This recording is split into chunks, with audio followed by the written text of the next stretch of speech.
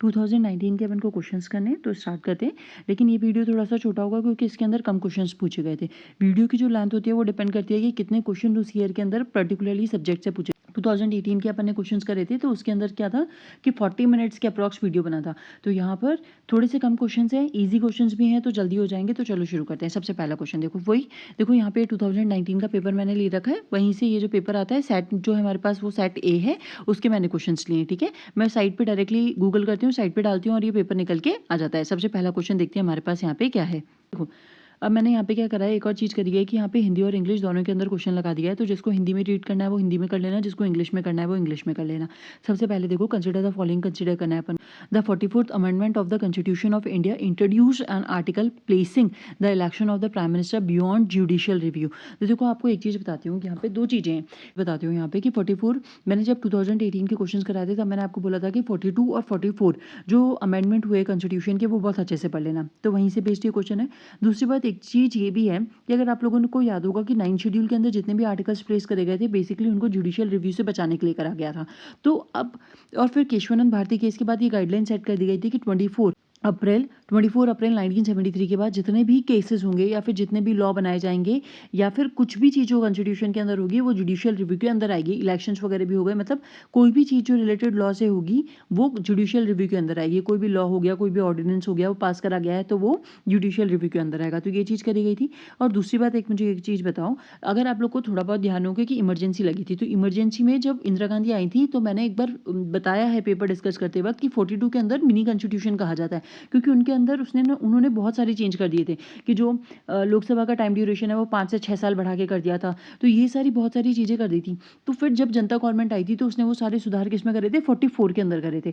तो वो judicial review जो छीन लिया गया था उसको 44 कॉन्स्टिट्यूशनल अमेंडमेंट में वापस दिया गया था। तो ये वाली जो चीज़ है ये हमारी गलत है। ठीक है, कोई भी चीज़ जुडिशियल रिव्यू के बाहर नहीं है। ये जो जुडिशरी है, ये उसके पास पावर है कि वो हर चीज जुडिशियल रिव्यू कर सकती है। नेक्स्ट वाला देखो यहाँ पे, the supreme court of India stuck down the 99th amendment of the constitution of India as being violative of the independence of judiciary. तो यार ये वाली जो चीज़ है ना, तो ये वाली जो चीज़ है वो एकदम सही है। अगर आप लोगों ने फर्स्ट जज केस, सेकंड जज केस और थर्ड जज केस पढ़ा होगा तो उसके बाद आपने ये भी पढ़ा होगा कि वहाँ पे 99th कॉन्स्टिट्यूशनल अमेंडमेंट हुआ था। उसके अंदर किसका गठन करा गया था, NJAC का गठन करा गया था, नेशनल जुडिशियल अपॉइंटमेंट कमीशन का गठन करा गया था। लेकिन 2015 के अंदर SC ने उसको डिक्लेयर कर दिया कि अनकॉन्स्टिट्यूशनल है और नल और वॉइड घोषित कर दिया गया था। क्यों कर दिया गया था, क्योंकि उन्होंने बोला था कि ये जुडिशरी जो है उसको ब्रीच करेगा, तो इसलिए ये चीज़ गलत हो जाएगी। तो सेकंड वाला तो रॉन्ग है। हमसे पूछा गया इनमें से कौन सा करेक्ट है। फर्स्ट वाला भी रॉन्ग है ना, बियॉन्ड जुडिशियल रिव्यू, तो फर्स्ट भी रॉन्ग है, सेकंड भी रॉन्ग है। तो यहाँ पे क्या हो जाएगा, ये बोथ भी रॉन्ग हो जाएगा। आ जाएगा आंसर नीदर 1 और 2। तो इसका आंसर क्या हो जाएगा, ऑप्शन डी। ठीक है, हिंदी के अंदर भी वही दे रखा है, भारत के संविधान के 44 संशोधन और 99 संशोधन भी। तो इसका आंसर क्या हो जाएगा, ना तो 1 और ना तो दूसरा। तो यहाँ पर नेक्स्ट वाला क्वेश्चन देखते हैं हमारे पास क्या है। देखो, यहाँ पे अपन को बहुत सारी चीज़ें दे रखी है इसके अंदर। अब सबसे पहले करते हैं, कंसिडर द फॉलोइंग स्टेटमेंट को कंसिडर करना है। The motion of the impeach अ जज of supreme court of India can not be rejected by speaker of the Lok Sabha as per the जज इंक्वायरी एक्ट 1968। तो यहाँ पे बोला गया है, यहाँ पे जो मोशन लाया जाएगा जज को इम्पीच करने के लिए सुप्रीम कोर्ट के, वो स्पीकर के द्वारा रिजेक्ट नहीं करा जा सकता। तो ये चीज़ गलत है। स्पीकर के पास ये पावर होता है कि वो मोशन को एक्सेप्ट करे या फिर रिजेक्ट करे। तो फर्स्ट वाला ऑप्शन गलत है। अब देखो, फर्स्ट वाला ऑप्शन गलत है मेरे पास, तो मैं यहाँ पे इस ऑप्शन को काट देती हूँ। फर्स्ट गलत है, फर्स्ट गलत है, या तो थर्ड होगा या फिर फोर्थ होगा। तो यहाँ पे थर्ड तो सही है ही है, हमें पता है, बस हमें फोर्थ को चेक करना है। हम फोर्थ को भी चेक कर लेते हैं, लेकिन उससे पहले सेकंड वाला भी देख लो। The constitution of India defines and gives detail of what constitutes incapacity and proved misbehaviour of the जज of the supreme court of India.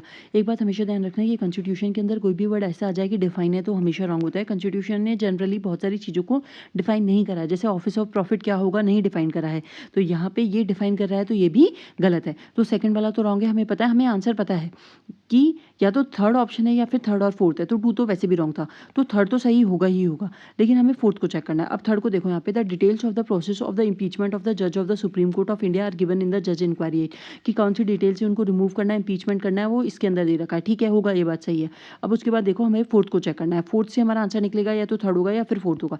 अब देखो, if a motion for the impeachment of a जज is taken up for voting, the law required the motion to be backed by each house of the parliament and supported by a majority of the total membership of that house and by not less than 2/3 of the total members of that house present and voting। क्या बोला गया, इस चीज को थोड़ा सा ध्यान से देखना, supported by a majority of the total membership of that house, majority चाहिए total membership of the house की, and by not less than 2/3 of the total member of the house present and voting.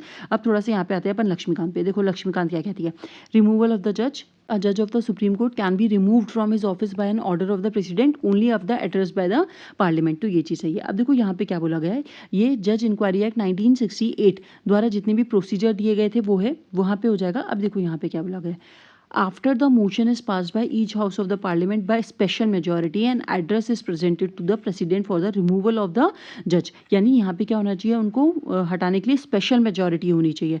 ठीक है, और ये भी याद रखना, जैसे वी रामास्वामी के खिलाफ ये इम्पीचमेंट का मोशन चलाया था लेकिन उन्होंने रिजाइन कर दिया था, तो यहाँ पे ये चीज़ हो जाएगी। तो यहाँ पे जज इंक्वायरी एक्ट जो 1968 आया था उसने रेगुलेट करा था प्रोसीजर ऑफ द रिमूवल, और यहाँ पर जो कॉन्स्टिट्यूशन है उसने दो तरीके बताए हैं रिमूव करने के, तो मिसबिहेवियर और इनकैपेसिटी, और यहाँ पर जो जज इंक्वायरी एक्ट आया था 1968 का उसने रेगुलेट कराया प्रोसीजर ऑफ रिमूवल। तो ये सारी चीज़ें ध्यान रखना। लेकिन हमारे पास यहाँ पे क्या काम है, स्पेशल मेजोरिटी। चलो मैं अब आपको क्या करती हूँ, एक बार सारी जो मेजोरिटीज़ हैं, सिंपल, इफेक्टिव, एब्सोल्यूट और स्पेशल, वो बता देती हूँ।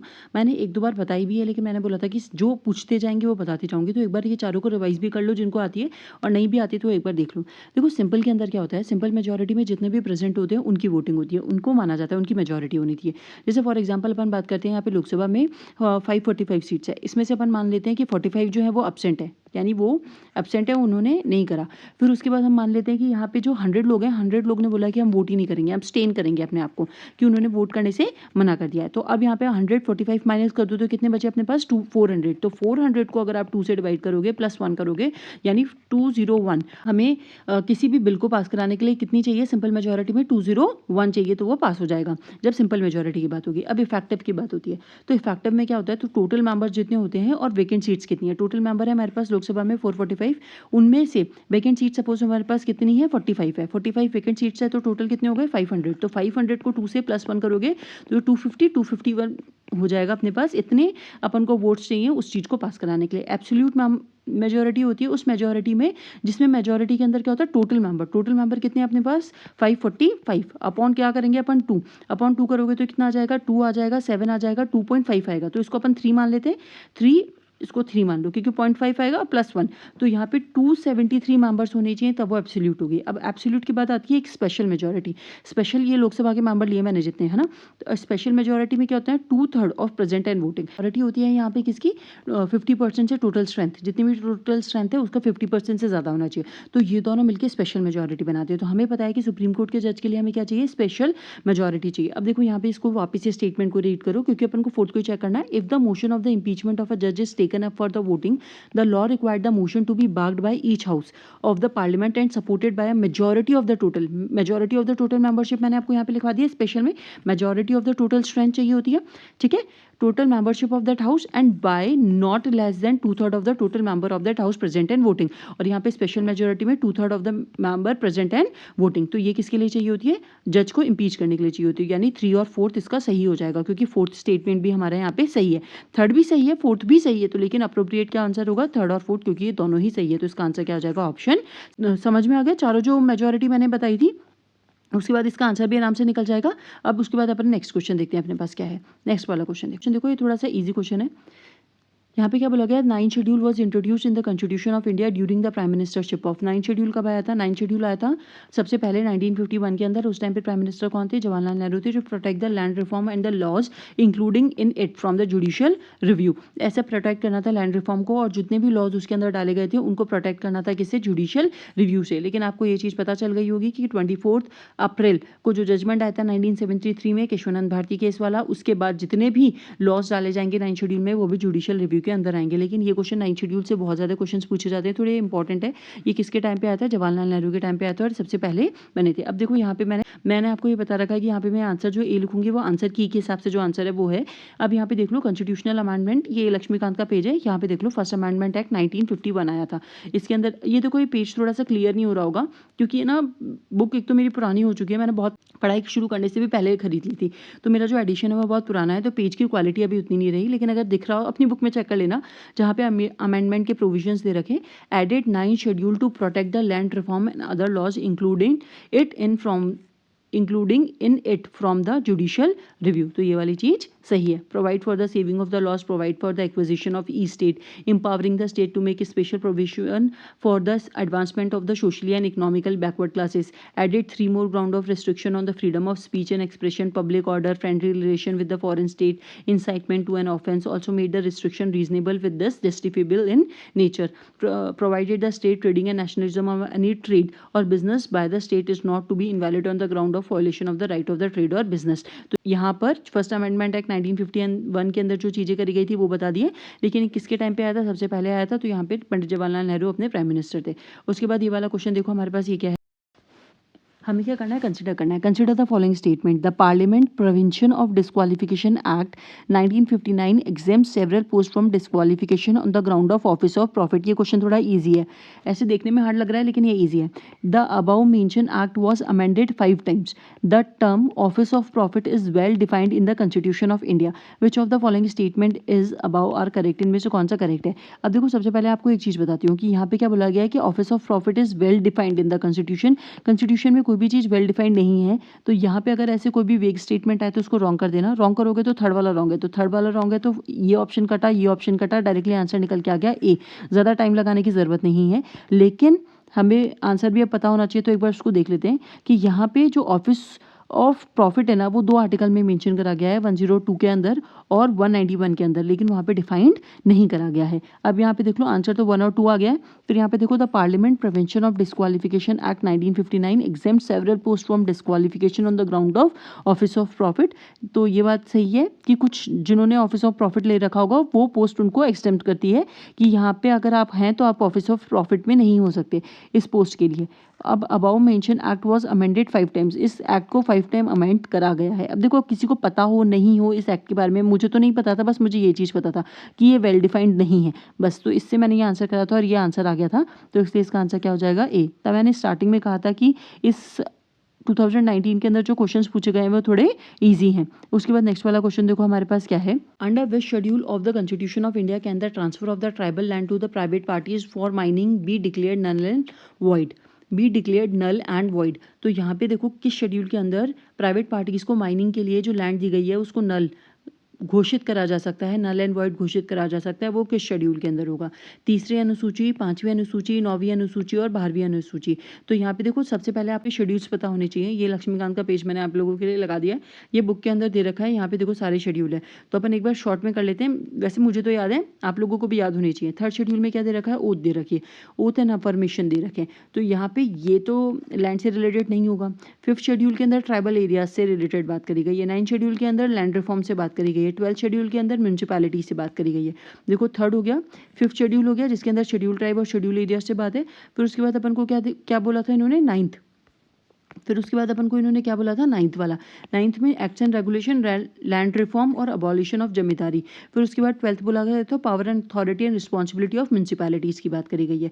तो यहाँ पे अब मुझे बताओ, जो माइनिंग के लिए लैंड है, ट्राइबल लैंड है, तो वो किस में बात करेंगे? ट्राइबल से रिलेटेड जो चीज़ होगी तो कौन सा शेड्यूल आ जाएगा? 5th शेड्यूल आ जाएगा। तो इसका आंसर डायरेक्टली क्या हो जाएगा? बी।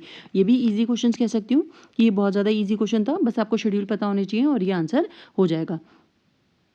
उसके बाद नेक्स्ट वाला क्वेश्चन देखो हमारे पास क्या है, with reference to Constitution of India, prohibition or limitation or provision contained in any ordinary law cannot act as a prohibition or limitation on the constitutional power under Article 142. It could mean which one of the following? देखो यहाँ पे क्या बोला गया है कि बोल रहे हैं कि Constitution of India के अंदर जो prohibition और limitations लगाए गए हैं ordinary law पे, वो prohibition और limitations जो constitutional power Article 142 के अंदर मिला है उस पर नहीं लगाए जा सकते।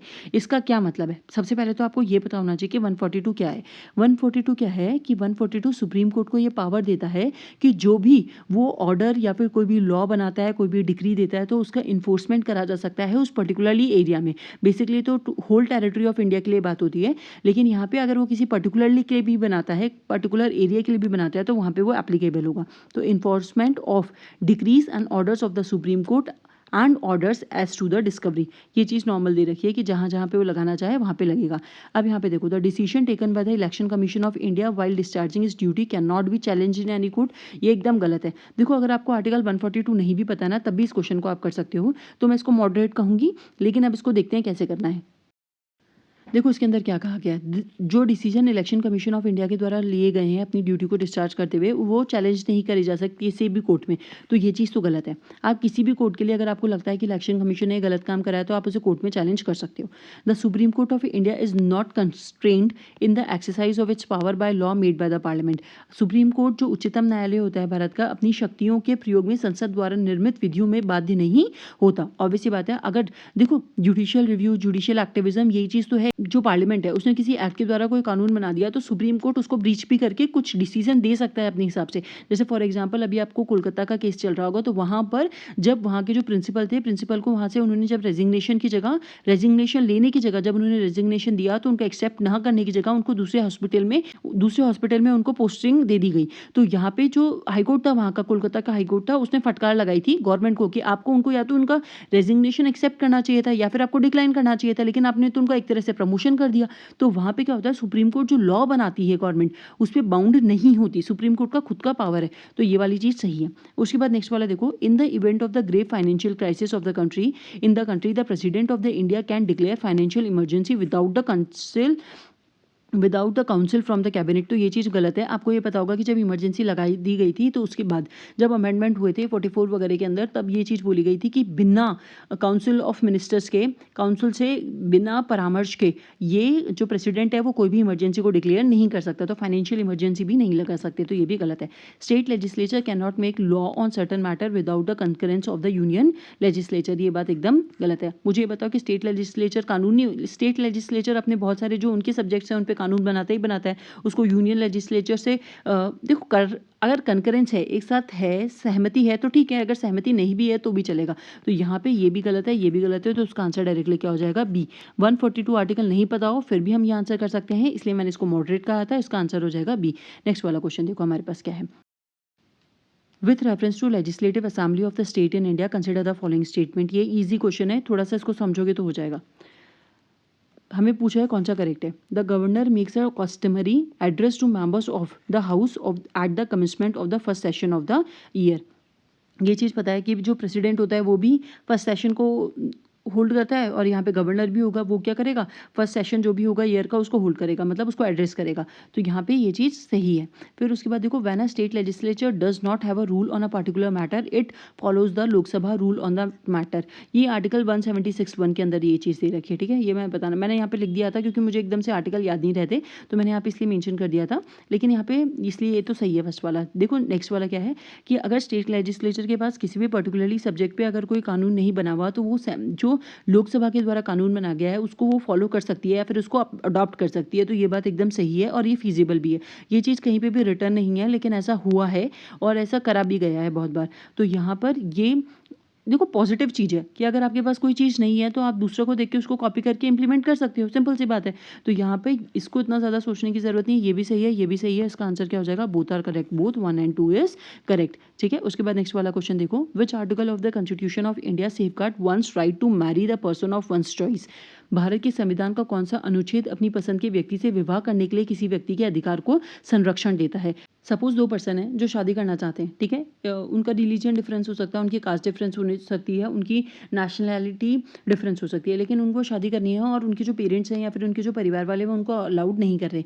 तो क्या वो किस आर्टिकल के तहत सुप्रीम कोर्ट में ये बात रख सकते हैं कि हमें इस चीज़ की आज़ादी है या फिर हमें इस चीज़ का राइट है और हम बालिग हैं, मतलब हमारी जो एज है दे रखी है कॉन्स्टिट्यूशन के हिसाब से, हमारी जो एज है दे रखी है, हम उस चीज़ को ऊपर हैं और ये हमारे पास लीगल राइट है या फिर हमारे पास कॉन्स्टिट्यूशनल राइट है। वही बात किससे कह सकते हैं, तो हमसे ये पूछा गया। अब देखो ये जो अपने पास है, मैंने देखो लर्न मार्क कर रखा है, ये सारे आर्टिकल्स याद होने चाहिए। हमारे पास कौन कौन सा आर्टिकल पूछा गया है, 19 पूछा गया है, 21 पूछा गया है, 25 और 29 पूछा गया है। तो हमारे पास 19 आर्टिकल पूछा गया है, हमारे पास 1 पूछा गया है, 25 पूछा गया है, ये 25 ये रहा, और हमारे पास 29 आर्टिकल पूछा गया है। अब देखो, अब इसको थोड़ा सा समझना, ये इनडायरेक्ट क्वेश्चन है लेकिन ये भी इजी क्वेश्चन है। कैसे इजी क्वेश्चन है? अब देखो, अगर आपको आर्टिकल पता है तो 29 के अंदर क्या है, protection of the language, script और कल्चर ऑफ मिनियोरिटीज़ की बात हो रही है यहाँ पर। तो शादी करना मिनियोरिटीज़ के कल्चर और स्क्रिप्ट और उसको प्रिजर्व करने की बात तो नहीं है, तो 29 तो नहीं होगा। फिर देखो, freedom of conscience and free profession, practice and propagation of the religion. जो हमारा रिलीजन है उसको हम उसके हमारे पास इस बात का पावर है कि हम उसे प्रैक्टिस कर सकते हैं, उसे प्रोपोगेशन कर सकते हैं, उस रिलीजन का हम उसको अपना सकते हैं। तो यहाँ पे शादी भी रिलीजन की बात नहीं आ रही पर्टिकुलरली। वैसे रिलीजन होती है, कास्ट के अंदर बात करें, इंटर कास्ट के अंदर बात करें, बात कर सकते हैं, लेकिन यहाँ पे रिलीजन को, फ्रीडम ऑफ रिलीजन नहीं है। रिलीजन में ऐसा नहीं लिखा हुआ कि आप इंटर कास्ट मैरिज करो, तो यहाँ पे फ्रीडम ऑफ रिलीजन नहीं है, तो 25 भी नहीं है। उसके बाद यहाँ पे देखो 19 वाला क्या कहता है, protection of the 6th right regarding freedom of speech, expression, assembly. या तो वो स्पीच का, शादी करना ना तो स्पीच में है, एक्सप्रेशन में भी नहीं है, ना तो वो असेंबली के अंदर है, ना वो एसोसिएशन के अंदर है, ना वो मूवमेंट के अंदर है, ना रेसिडेंस के अंदर है, ना प्रोफेशन के अंदर है। शादी करना इनमें से कोई भी चीज़ के अंदर नहीं आता, तो आर्टिकल 19 भी नहीं है। मेरी बात समझ में आ रही हो ना?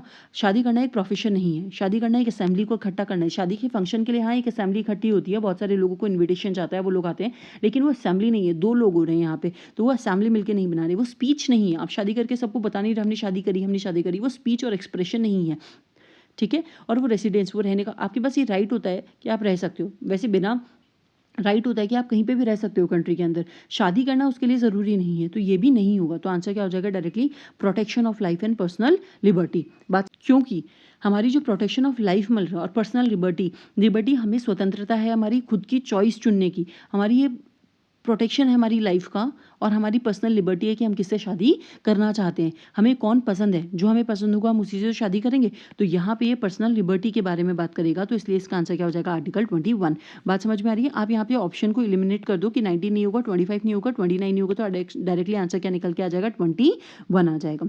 फिर उसके बाद नेक्स्ट वाला क्वेश्चन देखो, नेक्स्ट वाला क्वेश्चन क्या है, which one of the following suggested that governor should be an eminent person from outside the state and should be a detach figure without intense political link to or should not have taken part in the politics in the recent past. देखो यहाँ पे क्या बोला गया है, governor के बारे में बोली गई है कि गवर्नर जो होता है कि वो एक आउटसाइड होना चाहिए, स्टेट जो स्टेट है उससे आउटसाइड का मेंबर होना चाहिए, मतलब स्टेट का नहीं होना चाहिए, पॉलिटिकल लिंक नहीं होना चाहिए उसका ज़्यादा, और वो पॉलिटिक्स में ज़्यादा पार्ट नहीं होना चाहिए उसका। अब ये सब किसने कहा था, सरकारिया कमीशन ने कहा था। सरकारिया कमीशन जो 1983 के अंदर उसने अपनी बनाया गया था, उसके अंदर क्या हुआ था, देखो मैंने लिखा हुआ है, सिलेक्शन ऑफ गवर्नर पे बात करी थी उन्होंने। इसको किस लिए बनाया गया था, सेंटर स्टेट रिलेशन के लिए बनाया गया था। R.S. सरकारिया जो चेयरमैन थे इसके, ठीक है, review the question of the centre state relation और सिलेक्शन ऑफ गवर्नर पे बात करी थी। तो यहाँ पे क्या आ जाएगा इसका आंसर, सरकारिया कमीशन आ गया।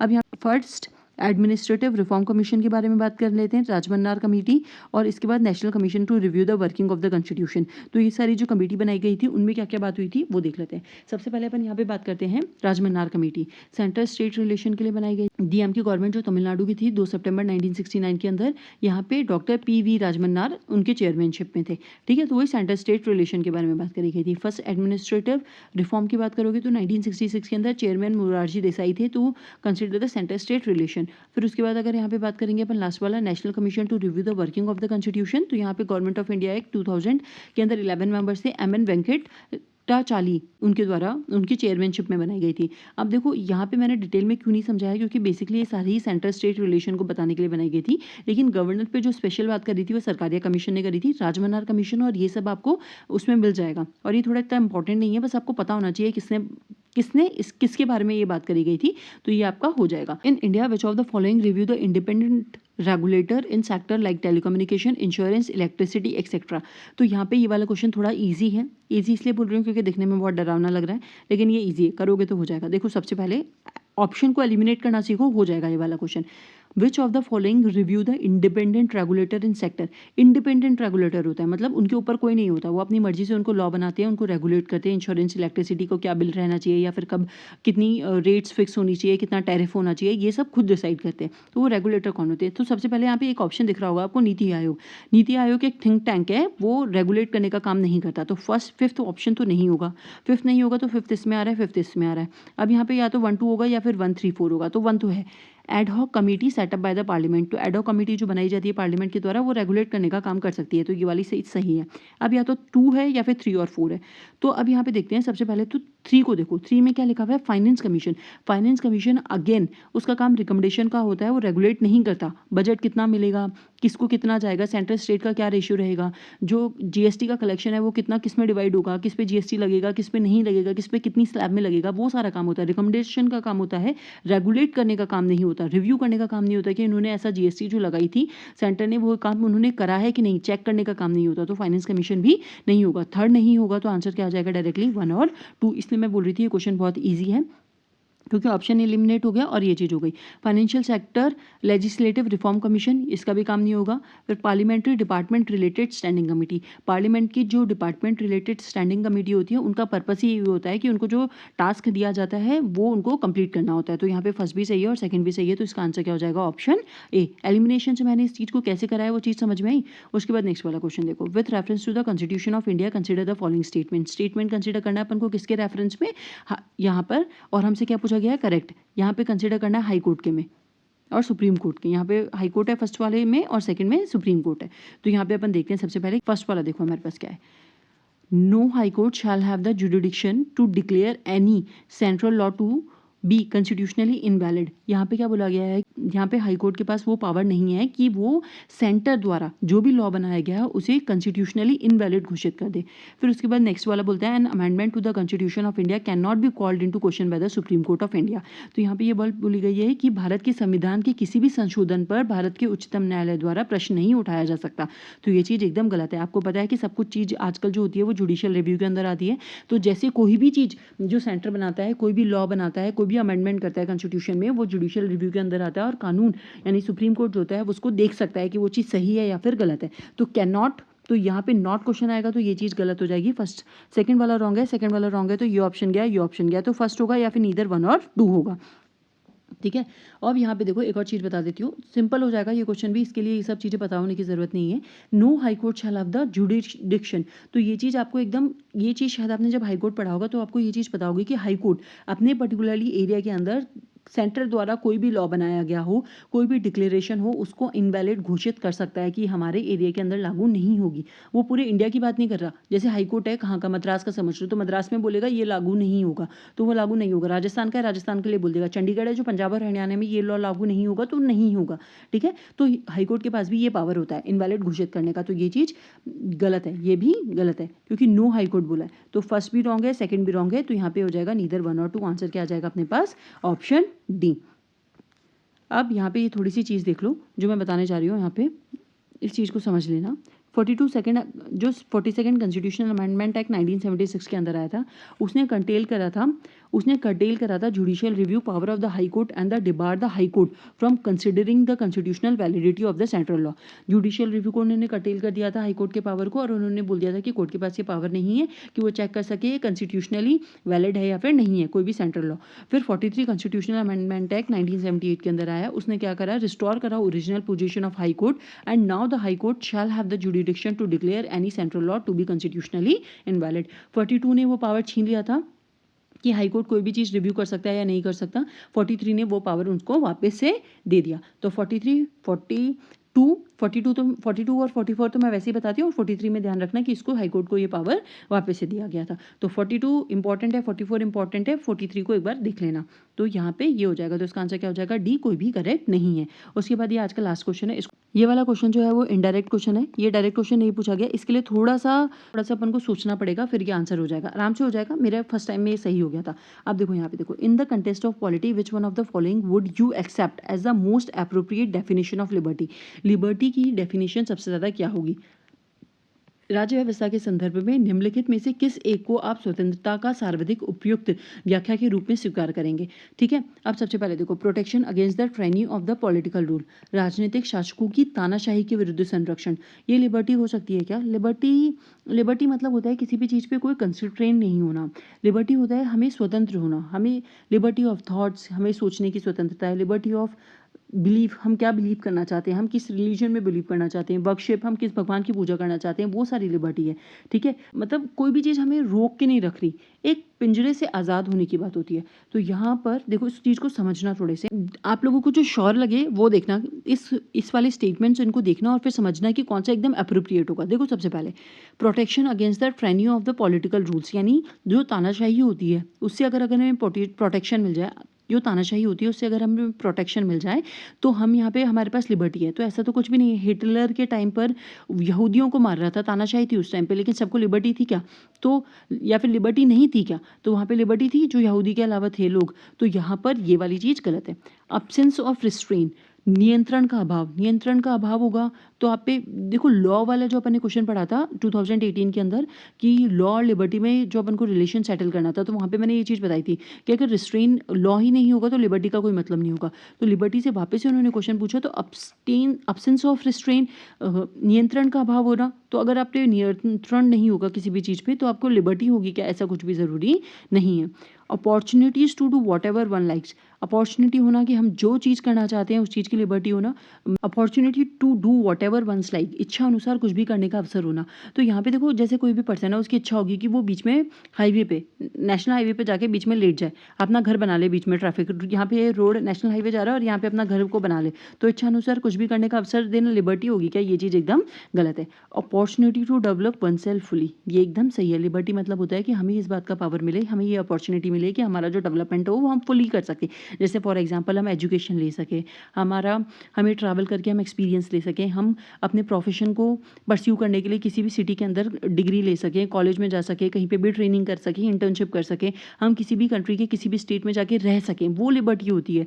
लिबर्टी ऑफ थॉट्स है, स्पीच है, एक्सप्रेशन है, बिलीफ है, फेथ है। तो ये सारी लिबर्टी है कि हमारे पास ये अपॉर्चुनिटी मिले कि हम खुद को पूरी तरह से डेवलप कर सकें। तो यहाँ पे भी एलिमिनेशन का रूल लगाओगे और थोड़ा सा इस चीज़ को, थिंकिंग को डेवलप करोगे तो इनडायरेक्ट क्वेश्चन है, थोड़ा हार्ड है, अगर नहीं आ रहा हो तो छोड़ देना, लेकिन 50-50 में भी आ जाओगे तो अटैम्प्ट कर देना। वैसे मेरे साथ तो ऐसा होता था कि मैं 50-50 में पहुंच के भी गलत हो जाते थे मेरे से क्वेश्चन, तो इसलिए मैं 50-50 वाला रिस्क नहीं लेती थी, लेकिन मुझे जो श्योर लगता था फिर मैं वही करती थी। लेकिन ये वाला चीज़ गलत है, ये वाला चीज़ गलत है और ये भी चीज़ गलत है, तो इसका आंसर क्या हो जाएगा? सही हो जाएगा। तो इसका आंसर हो जाएगा डी, क्योंकि मैंने ये जब पहली बार पढ़ा था तब मेरा ये क्वेश्चन सही हो गया था, मुझे इसका आंसर ये लगा था तो मैंने ये टिक करा था, फिर मैंने चेक करा था तो ये सही है। लेकिन वो लॉ लिबर्टी वाला था वो मेरा गलत हुआ था।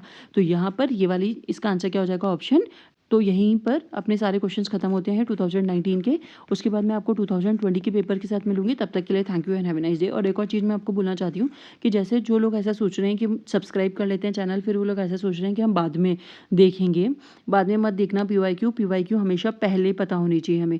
हम सब यही गलती करते हैं कि हमारा एक बार सिलेबस कंप्लीट हो जाएगा तो उसके बाद हम पीवाईक्यू करेंगे। पीवाईक्यू पहले करो, सबने यही गलती करी होती है। तो पीवाईक्यू पहले करने चाहिए क्योंकि हमें बता देता है पेपर का ट्रेंड क्या चल रहा है, कहाँ से कितने क्वेश्चन पूछे जा रहे हैं।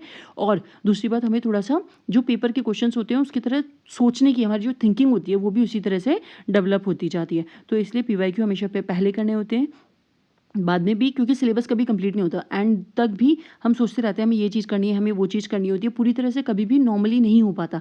इसलिए पीवाईक्यू हमेशा पहले करने होते हैं क्योंकि ये हमारे लिए बहुत ज़्यादा हेल्पफुल होते हैं। इसलिए यहीं पे इसको ख़त्म करते हैं। नेक्स्ट वीडियो में मिलूंगी 2020 के क्वेश्चंस के साथ। तब तक